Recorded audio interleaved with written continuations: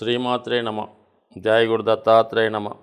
ఈ వీడియోలో మనం ఫిబ్రవరి 4వ తారీఖు నుంచి 10వ తారీఖు మధ్యలో జరగబోయే వార ఫలాలు కర్కాటక రాశి వారికి ఏ విధంగా ఉండబోతున్నాయి అన్న విషయాన్ని పరిశీలిద్దాం.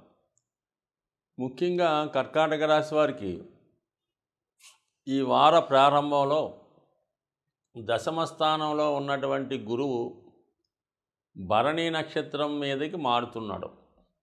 అంటే ఒక విధంగా కర్కాటక రాశి వారికి చతుర్థ లాభాధిపతి అయినటువంటి శుక్రగ్రహ నక్షత్రం మీదకి ప్రవేశించడం వల్ల చతుర్థ భావ లాభస్థాన ఫలితాలు యాక్టివేట్ అవ్వడం జరుగుతుంది. అంటే ముఖ్యంగా గురువు లాభస్థానంలోకి ఉంటే ఎటువంటి ఫలితాలు ఇవ్వవలసి ఉంటుందో అటువంటి ఫలితాన్ని ఇప్పుడు శుక్రుడు ద్వారా మీకు ఇవ్వడం జరుగుతుంది.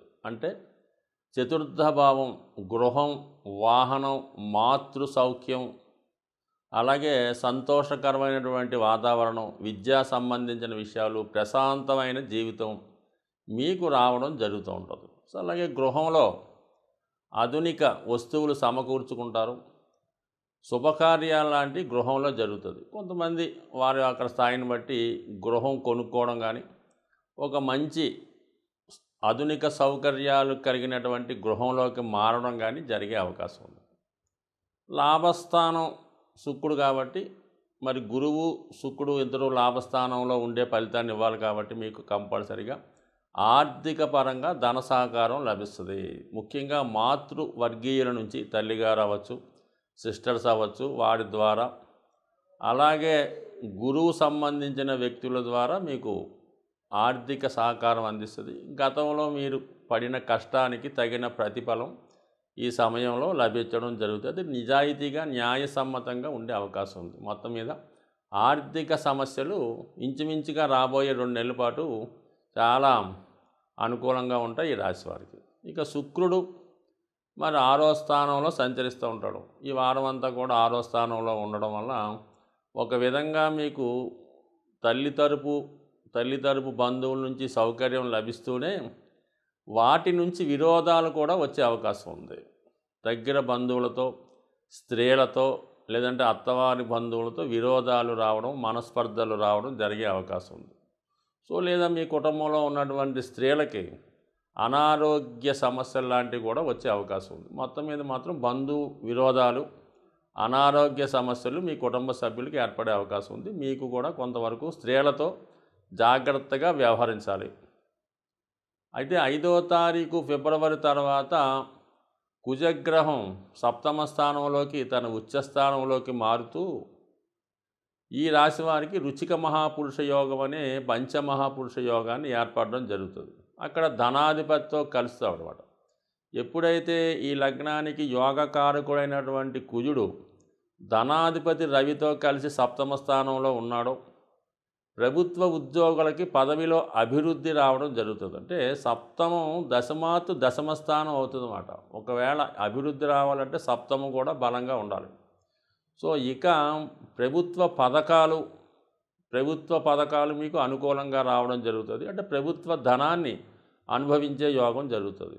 సరే ఇక్కడ 7వ స్థానంలో మరి ఈ రవి, కుజ, బుధ గ్రహాలు ఈ 5వ తారీఖు తర్వాత కలిగడం వల్ల జీవిత భాగస్వామి యొక్క హోదా పెరుగుతుంది.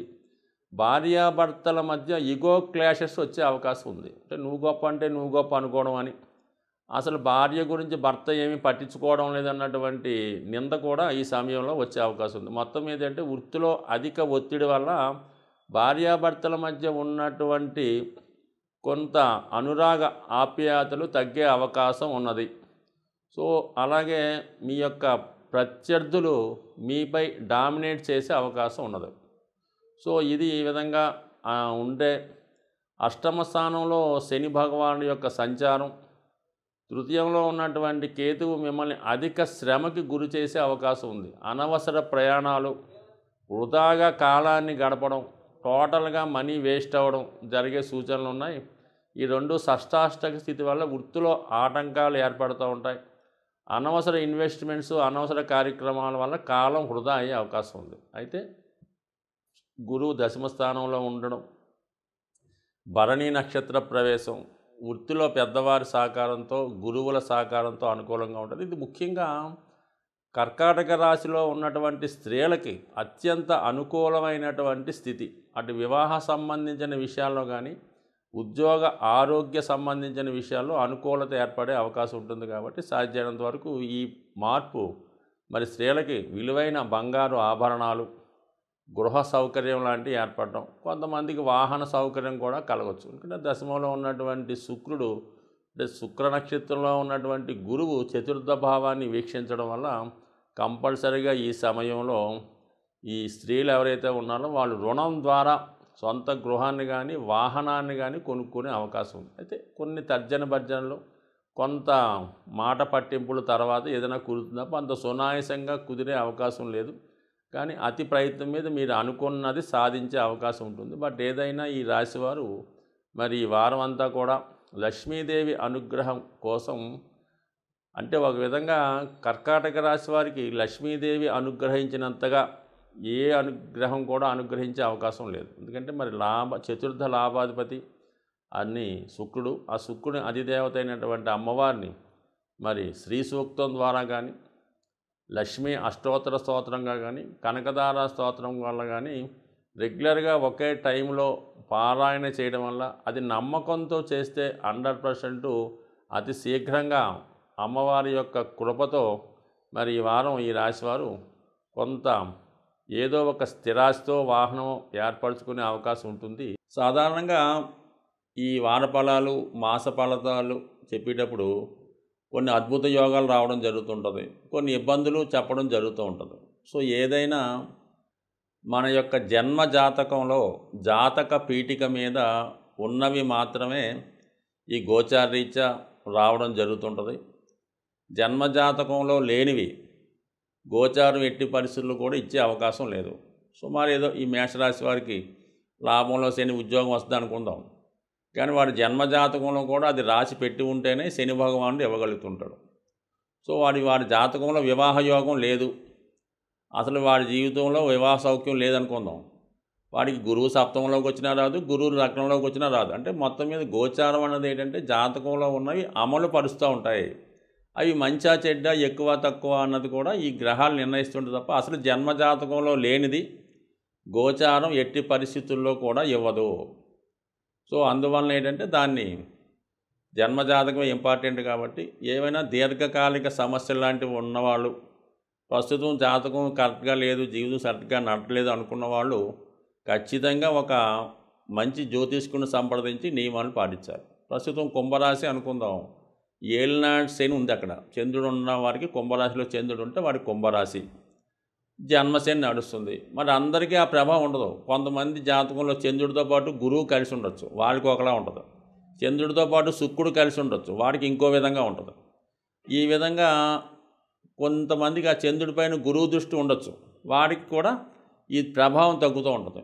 కొంతమందికి చంద్రుడు ఒక్కడే కుంభరాశిలో ఉంటాడు, అటు మీనరాశిలో గ్రహం ఉండదు, ఇటు మకర రాశిలో గ్రహం ఉండదు. అంటే ఈ ఒక విధమైన దుర్యోగం ఏర్పడుతుంది అన్నమాట. చంద్రుడికి రెండు పక్కల గ్రహాలు లేకుండా వాడికి వచ్చినటువంటి ఏలినాటి శని చాలా భయంకరంగా ఉంటుంది. అదే ఒక పక్క గురువు, ఒక పక్క శుక్రుడు ఉండి ఈ మధ్యలో ఉన్నటువంటి ఈ చంద్రుడికి మంచి బలం ఉండడం వల్ల వాడు ఏలినాటి శని పెద్దగా ఇబ్బంది పెట్టదు. ఈ విధంగా గోచారం అన్నది కూడా మిగతా గ్రహాల ప్రభావం బట్టి ఉంటుంది. ఏదైనా జాతక చక్రం జన్మ జాతకమే ఇంపార్టెంటు, దాన్ని బట్టే పరిహారాలు చేసుకుంటే మంచిది. అంటే ఈ గోచారం అనేది టెంపరీగా మనకి చెప్తూ ఉంటుంది. ఏదో మరి సంతాన యోగం లేదనుకుందాం, అసలు ఇబ్బంది పడుతున్నాడు, ఈ పంచమ స్థానంలో గురువు వచ్చినప్పుడు వాడు ఏదైనా ఒక డాక్టర్ని సంప్రదించో, లేదంటే ఏమైనా దత్తత తీసుకోవడమో, ఈ విధంగా చేసుకోవడం వల్ల అది ఇస్తా తప్ప ఒరిజినల్గా మాత్రం ఇచ్చే శక్తి గోచార గ్రహాలకైతే ఉండదు. జాతకంలో ఉందనుకున్న జాతకంలో వాడికి పంచమంలో గురువు ఉన్నాడు, సంతాన యోగం ఉన్నది, దానికి గురువు 5లోకో 9లోకో లగ్నంలోకి వచ్చాడు గోచారీత్యా, ఖచ్చితంగా ఆ సంవత్సరంలో వద్దనుకున్న సంతానం ఇస్తాడనమాట. మరి అదే అక్కడ జన్మజాతకంలో లేకపోతే ఏమీ కూడా రాదు. రాజయోగమైనా, ధనయోగమైనా, అధికార యోగమైనా, ప్రభుత్వ ఉద్యోగమైనా జన్మజాతకంలో ఉండాలి.